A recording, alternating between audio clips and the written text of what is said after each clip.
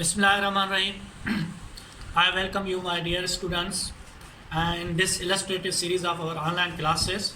Yesterday, as you know, we learned about our great poem. That poem was Under the Greenwood Tree. Today, in that series of poem learning, our next poem is Character of Happy Life, and that poem is written by Sir Henry Watton. Before going through the readings of the poem, it is necessary to understand what poem tries to convey. Basically, the title of poem is religious. The poem tries to highlight universal philosophy of living happy and contented life by according to the teachings of God. The poem also stresses certain key points. These key points are mentioned in the poem, and these key points are honest thoughts, preparation for death, hate for lavish praise, envy. It also stresses to lead a virtuous life.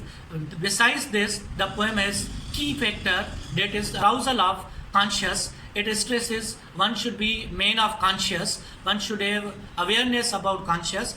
And finally, the last thing that poem conveys, that is recitation of the Holy Quran and on regular basis. So this was a short introduction about the poem. Now let's move to the philosophy of a writer. What was the reason of writing this poem? The author of actually this poem enjoys a renowned fame and high repute. He has been well-known servant of crown. Actually, in this poem, he narrates the true experiences of his life, that how lust for power and ambitions bring about speedy downfall.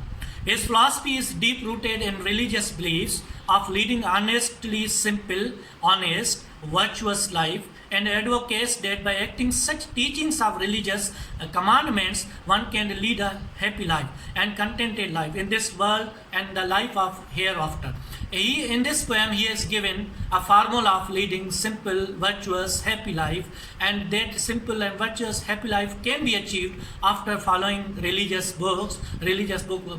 Here, as we have Holy Quran. Similarly, by following prayers, by offering our regular prayers. So this was the short introduction of the writer. Now we are proceeding towards reading of a poem. Our poem is that Character of Happy Life.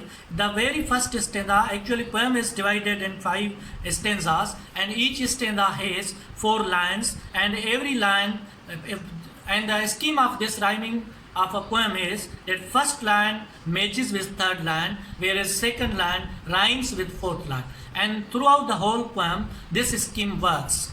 Happy is he, born or taught. Here writer points out the person who is happy one. He is actually the happy person is one who is not master of his desires, who does not follow blindly his wishes, desires, and he is master of his own will. He is not conventional type of person. He is not a person who follows mob mentality, who is a traditionalist, who is conformist. But writer praises in this piece of poem of a person who is non-conformist, who has his own honest thinking, who is living his own modes of living. He lives, and the strength of that writer is his belief in truth. He is honest, and he always gives priority to honest thinking. Similarly, the next stanza highlights that a person whose patience not his masters are, whose soul is still prepared for death, untied unto the world by care of public fame or private breath. In this stanza, poet says that a happy person has always control and authority over his patience. He is master of his patience. He rules his patience. He is not slave of his desires. He is not slave of his patience,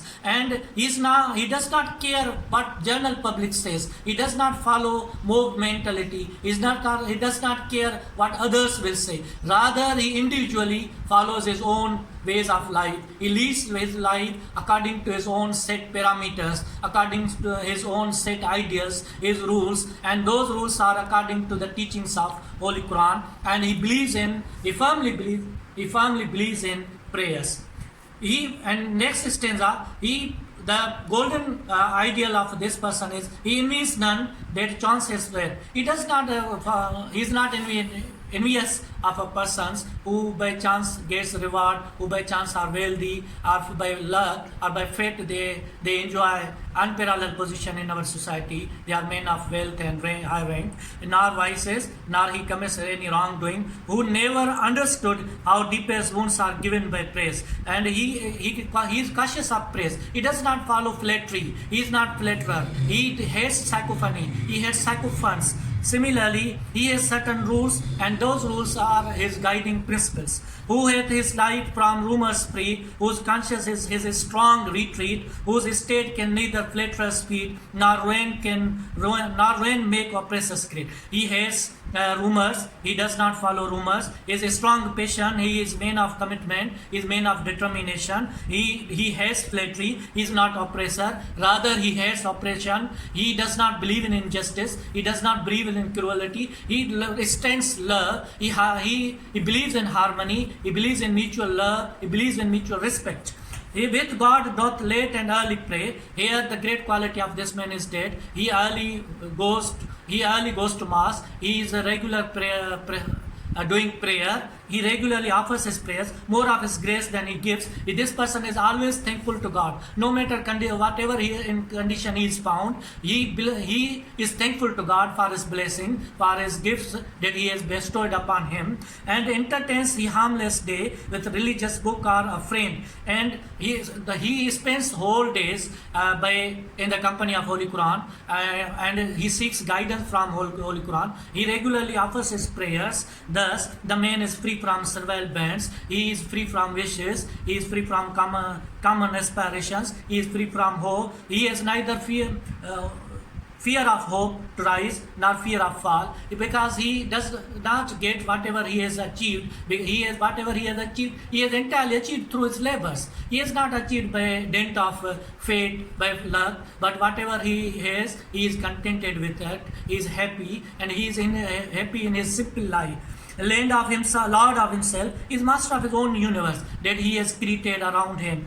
Though not of lands, though he has no material prosperity, yet he is master of his will, and having nothing, yet he has. This sort of man, though he has limited resources, but these limited resources are sufficient for his survival, and he is thankful to God for his life, and in this way, he seeks help from divine sources. He regularly says prayers. He believes in God. And actually, in this poem, as we have learned, this poem is entirely religious. The poem conveys religious philosophy. Only happiness is in religion. You can achieve happiness by following teachings of God, by following the religious commandments, injunctions of religion, God, and by offering prayers. Because in prayer you get solace. So actual happiness lies in religion. Actual happiness lies in coming closer to the way of God. This was all about our poem. Say thank you, my dear students.